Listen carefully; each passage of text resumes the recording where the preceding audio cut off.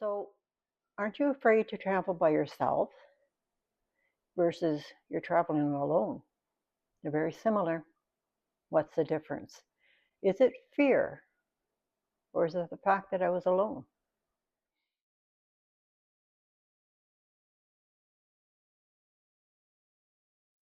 Welcome back. I'm Donna. And if you're new to the channel, please consider subscribing. And if you haven't watched the previous video, I'll link it at the end. So let's continue with part 2. Good morning. Well, take a look at that. April 16th. I thought we were done with snow. So anyways, the task at hand is I need to get this video done. April's been a busy month. I'm getting over my 4th cold of the season. I've been rebuilding my van inside. I'm getting ready to go on a 2-day camping trip out at Drumheller with the Alberta van group. And I'm also getting ready to take off for 2024 travels. What I thought I would do is just go through the steps that I took to prepare myself for this trip, which allowed me to be comfortable to do this on my own. So I think that's important. My comfort zone is my comfort zone. It's not your comfort zone. And you will do things to push your limits to develop your own comfort zone. But I think maybe that's my discussion number 3 as to why I started traveling by myself. So let's stay tuned and let's see how this unfolds.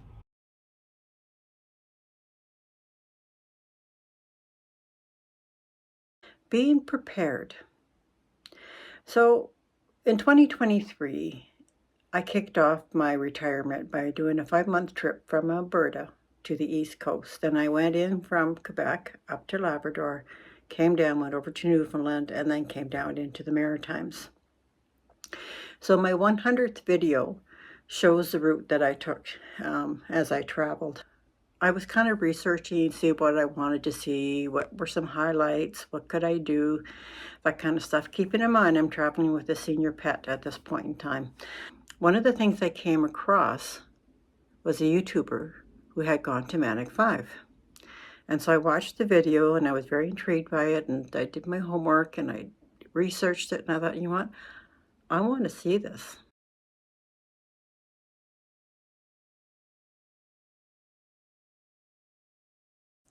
So I started doing my research. I started looking at Route 389 because that was the only way for me to get there. I left Baccalieu and I already knew I was going to run into dirt roads. But I did check out the road conditions because I wanted to make sure that I was taking the van somewhere where it can go. I didn't know how bad. I kept hearing stories of the roads are bad and whatnot, but at the end of the day, it was a dirt road and well traveled and well maintained. Once you get into Labrador, it's been completed and it's paved all the way.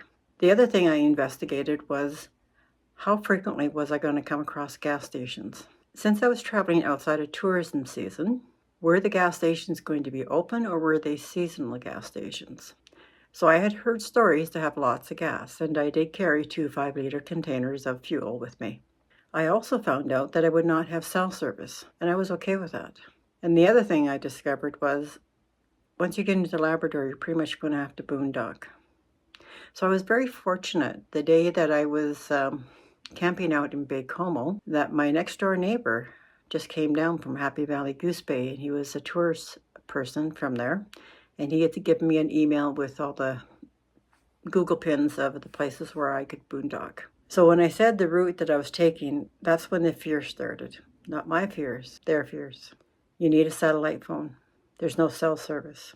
You can't go alone. The roads are terrible, but the best, you can't go off-roading. I have a Transit Connect with about this much clearance. Traveling a dirt road is not off-roading. One thing I will not do is I will not take your fears with me on my trips. I think the moment when you let other people's fears get into here, you lose the focus of where you need to be and the headspace that you need to be in to look out after yourself. As for the rest of the trip, Newfoundland's known for its potholes. You will hit dirt roads if you go off the main roads. The roads were good in Nova Scotia, New Brunswick, didn't have an issue with them. And the only issue I had was with my flat tire in Newfoundland, which is later. So when I chose Route 389, I already knew I would be at a cell service. I had a communication link established, and when I was going out of range, I would update the individuals that were in this communication that I'm going out of range. I will be back in range here, and on what date. And when I got back in range, I would update the communication. These individuals always knew where I was. But this year, I'm going to have the Zoleo satellite communicator. So I saw two ladies do a review on this, and I thought, okay, I think this will work for me. And I'll be able to snap that onto my backpack, as I do have a bad knee. In fact, today I got my knee injection done.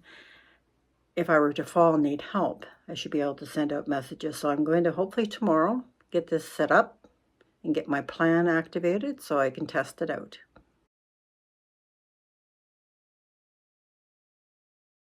So it was kind of ironic I'm doing this and talking about health insurance. This is my appointment yesterday with my doctor. After 17 years, is moving to private health care. So now I need to look for a new medical provider. And then today I had my injection for my knee. So coverage is important. And one thing to understand, even in Canada, when you're going province to province to province, they don't have the same coverage. What I get here in Alberta is not going to be the same as what I'll get covered in Ontario. My benefit plan that I pay for covers me for 90 days.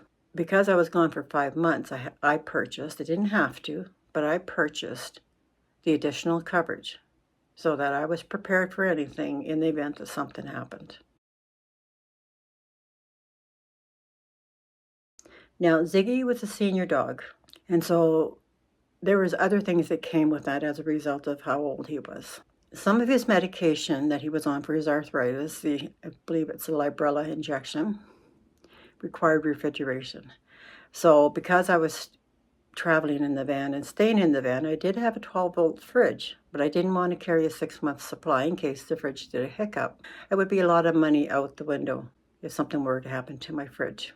So prior to leaving, I had to research and find vets that were willing to accept the transfer of his information and be able to provide me with the medication that I required.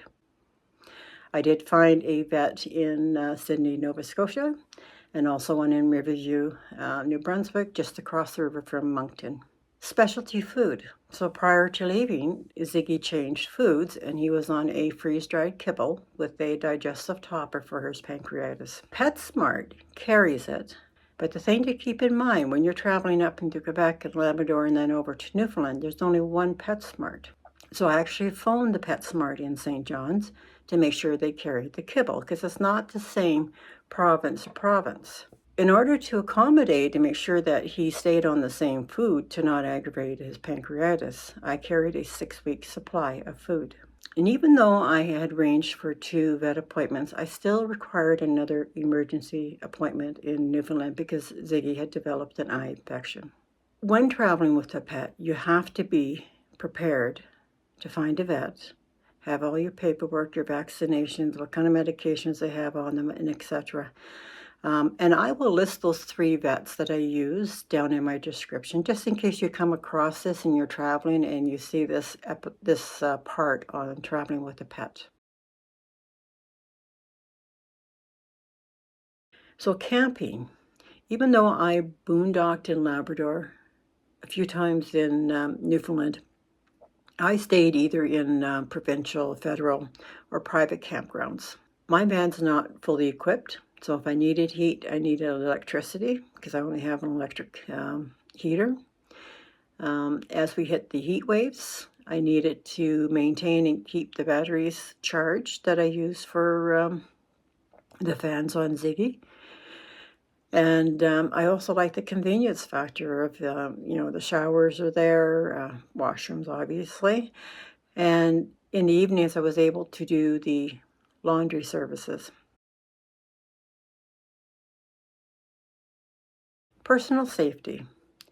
So for me, part of my personal safety is when I'm investigating the road conditions, for example, in Route 389, or investigating the frequency of my gas stations, those are the what ifs that I'm looking for to make sure that I don't have any downtime, I'm not breaking down and things like that. If I'm out on a trail walking, in the van I carried my bear spray, my coyote spray, I had my jackknives, I had my hiking poles. So I had those items for me if I needed them. I'm aware of my surroundings around me.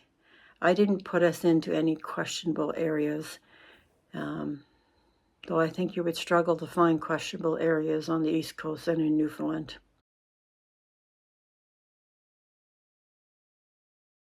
Vehicle maintenance. I'm always on top of my vehicle maintenance, even while I'm traveling. So a good story on this one would be, I bought my van used in 2022. So when I bought it, I had to get new tires. So I run summer and winter tires. And so the first season, I maybe put 15,000 kilometers on the summer tires. So when I was getting ready to leave, those summer tires should have taken me through the whole trip. And as it turns out, I had a blowout in my back right tire. Thankfully, the time of the blowout, I had literally just turned off the highway, going down the dirt road to my RV spot for the night, and the speed limit was 15 kilometers an hour. Otherwise, it could have been worse. Roadside Assistance. So I have AMA. I have the premier service so that if I were to run out of gas, they would bring me gas up to 250 kilometers. But as part of preparing for my travel in Quebec and Labrador, I carry 2 5-liter containers of gasoline in the basket of my trailer hitch. The thing I want to point out here now is I've gone through some steps that I took to prepare to go on this trip. The most important thing was to do it and enjoy my trip. I can't prevent everything. I did have a blowout in my tire that kind of shook me a little bit. I wasn't as daring afterwards to go down to those side roads that I had been going down a lot of these side roads just to investigate the little communities and see them and just to get that whole ambience of who the Newfoundlanders were. But it took me a bit to get my confidence back again, but I did.